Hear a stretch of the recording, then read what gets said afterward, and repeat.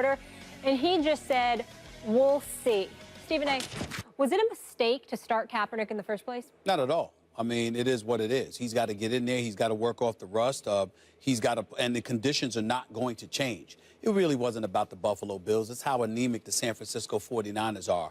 Their offense has no playmakers. Their defense is awful. They've given up 100 yards rushing to 5 consecutive runners over the last 5 weeks. Chip Kelly, once again, surprise, surprise, no surprise at all. He's paid little to no attention to the defense, and it gets to a point where the second half of the game arrives, and it's like you don't even care. You don't even want to be out there. That's how the 49ers absolutely positively looked. I understand the temptation to sit up there and say, hold off on Colin Kaepernick. Colin Kaepernick was clearly set up to fail. I don't put that on Chip Kelly as much as I put that on Trent Baalke. I think Trent Baalke, the general manager for the San Francisco 49ers, is awful. He's the guy that contributed to running Jim Harbaugh out of town. We see what a moribund, pathetic franchise the San Francisco 49ers have regressed back into now that Jim Harbaugh is gone and Baalke's got his fingerprints written all over that, along with Ned York. But in the end, what it comes down to about Colin Kaepernick, this Buffalo Bills defense, Rex Ryan paid the ultimate insult to Chip Kelly without even mentioning his name. When asked whether or not he made any halftime adjustments, he said no, not at all, didn't need to. And the score was only 17-13 because he knew that Chip Kelly was going to do the same thing over and over and over again. There was nothing special about it. And as a result, the defense just remained disciplined, and that was what it was. For the record, Rex Ryan's seat getting colder, ain't it? Cooler and cooler. Well, cooling off, because you were calling for his head not long ago. That's right. When they were 0-2 and they looked awful, and he fired his offensive coordinator using him as a scapegoat. But this new guy has stepped in. They've scored over 30, and they're running the ball more effectively, and the defense looks halfway decent. Scored 128 points on San Francisco yesterday. I mean, that was a ridiculous score. Listen, this was a mistake to start Colin Kaepernick against the Bills, just as I said it was going into the game. And, in fact, they got off easy. It could have been a lot worse. The Bills hit the quarterback more than all but – I mean, they're among the league. It changes week to week. But they're among the best at hitting the quarterback, and they hit the quarterback hard. And the fact that Kaepernick got out of there relatively unscathed is lucky for him and the Bills and the Niners. And the fact that he's shaken off some rust is also another good benefit of that game. But that was a mistake. And I want to get into that set up to fail thing. Let's get into this conspiracy theory a little bit. First of all, they negotiate out his injury provision, so they're not guaranteed money. He doesn't get guaranteed money if he gets hurt, but they buy him an insurance policy. The insurance policy is much cheaper for the team than actually paying out the money. If he does get hurt, the insurance company pays out the money. Good point. Then they start him against a team, a vicious defense that's been hot, on the road. Now, why would you do that if you want your guy to look good, if you're trying to win? That doesn't make a lot of sense to me. Now, okay, so he got out of there without an injury. They're not out of it that way if you follow this conspiracy theory. I'm not saying I subscribe to it, but I do subscribe to it. It is interesting. That's my point. And then you can now sit back and say, well, I don't know who's better, Blaine Gabbert or Colin Kaepernick. They're kind of similar. And, in fact, this version of Colin Kaepernick is similar to Gabbert, and he won't look any better than Gabbert if you start him in Buffalo. They should have waited till he's at home against the Bucs and start him then. It's not similar because he made plays with his legs. He was the leading rusher for the team yesterday, and that's something that Blaine Gabbert would never do. In the end, what it comes down to is this. Colin Kaepernick, there is no doubt that he brings more weapons to the table, and he should have been used earlier as far as I'm concerned. I think he has been set up to fail. I wouldn't put it past the 49ers at all right now because I think based on the whole Jim Harbaugh situation, a legitimate argument could be made that they appear to look like a corrupt organization. I really think that's fair. But this is what's odd to me. I know what you mean. I'm saying there are reasons to go into that conspiracy theory. What's odd to me, though, is Chip Kelly offense. We're going to run a lot instead of short passes, because short passes, there's a possibility of turning the ball over a little more than a running play, right? There are more variables. And when we take shots passing, it's going to be down the field. That's Kaepernick. Kaepernick is the right quarterback for that system. Why hire Chip Kelly for a Kaepernick team if you want to set him up? I totally agree, but my point is that, hold on, I see what you're saying. You're saying that why hire Chip Kelly if you want to set Colin Kaepernick up? What I'm saying to you is that the whole setup process began after Chip Kelly arrived. I think that Baalke with Chip Kelly, in terms of their mode of thinking, I'm not saying Chip Kelly himself is involved in this, but to hire Chip Kelly and to bring him in after his history in Philadelphia, to follow that up with Kaepernick not wanting to be there, to follow that up with the Kaepernick protest, to follow that up with Kaepernick's contractual situation, and you weren't able to unload him to Denver, all of that stuff. I'm looking at how things unfolded, and in the aftermath of Chip Kelly's arrival, I agree. that's where I'm at. There's plenty of evidence to support a conspiracy theory there, and when you think about starting him at home against the Bucs, a much worse defense in a town that you'd think would be more sympathetic to Kaepernick's cause, at home especially, versus Buffalo on the road, a place where there was a vendor outside the stadium selling Kaepernick T-shirts with his face in the crosshairs. I mean, completely reckless and irresponsible and a really bad thing to do. But you sent him to a hostile environment against a vicious defense. It's like it's being set up. You didn't know it was going to be that hostile, though. No, of course. And unless they thought that was their only shot to win with Kaepernick. But we're going to break. I told you. After a dominant first half against the Falcons yesterday, the Seahawks defense cracked in the third quarter. Atlanta turned a 14-point halftime deficit into a 7-point lead. Richard Sherman wasn't too pleased about it and went on an intense sideline outburst after a Julio Jones touchdown. He even had to be restrained by his teammates. Ryan Clark, do you like, love, or hate? Max. Yes. Do you like, love, or hate? Yes, me. His outburst. Where this guy talks for 11 straight minutes and I don't have anything to say. Please. Now. Nobody talks more than you. This is really We're going to put a clock on this. When are we getting the clock? Here we go. Hold on. Go ahead. By the way, Ryan can talk too. You're not slipping out of this one. Yeah, the only one who doesn't talk is me. Cowboys Super Bowl contender, but they may not go to the playoffs. That's right. That's right. The Giants won 2 Super Bowls at 9 and 7. Can we stay Max, you're on the clock. focused? Go ahead. I want Cam You're the Newton best. and Odell Beckham Jr. And all the different players we've been talking about today to look at Richard Sherman. You want to act up in a certain way that draws media attention? That's the way you do it, like Richard Sherman. That's who I want on my team.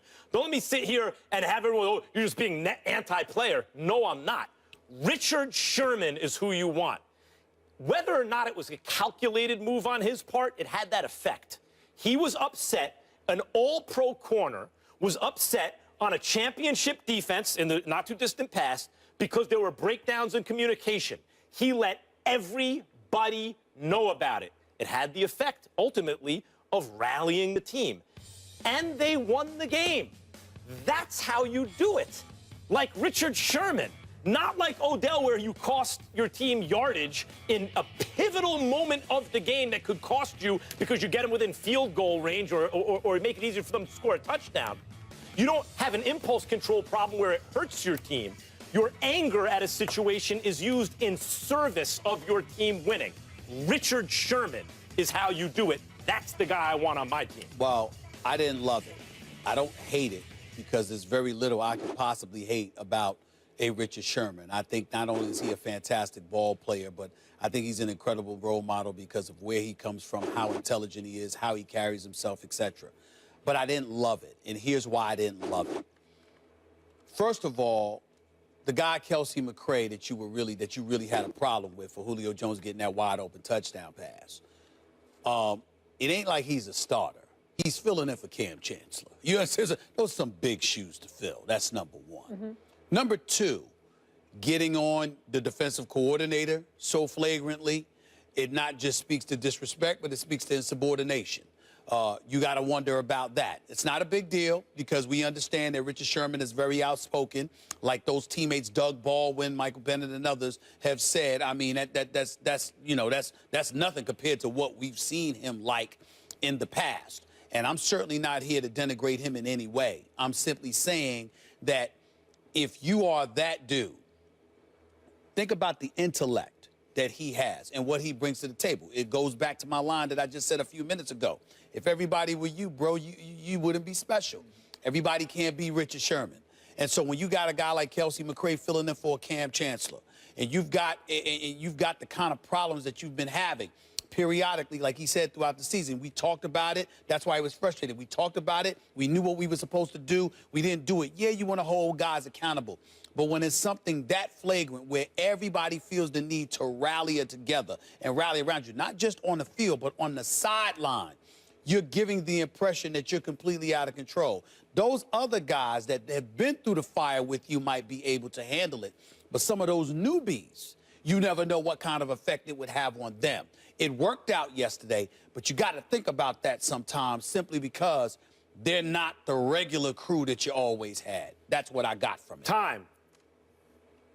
He was 2 minutes. You were 122. Okay, so we see what happens. Therefore, I'd like to use another 20 seconds to quickly say... I usually have more profound things to say, but incorrect. Richard Sherman showed his intelligence not only if the outburst was calculated, even if it wasn't, but the PI at the end of the game that wasn't called was also more smart Richard Sherman play. Otherwise, you lose on a touchdown. I mean, what's the worst that could happen? They spot the ball there? Big deal. Julio Jones is going to catch that if you don't interfere. He's just a smart player who knows how to control his emotions in service of the team. Go ahead. Wrong, you're wrong. Right? Because you said, like, helps them win. They were down 24-17. They didn't score another point nor stop anybody really after that. Right? Then they get the pass interference in the red zone. They finally score. You get the last play. So it wasn't like this rallied the team and they started balling. Won though, right? Yeah, they won. But, you know, let's just make that clear. Here's what I loved about it, though. I love the reaction of his team.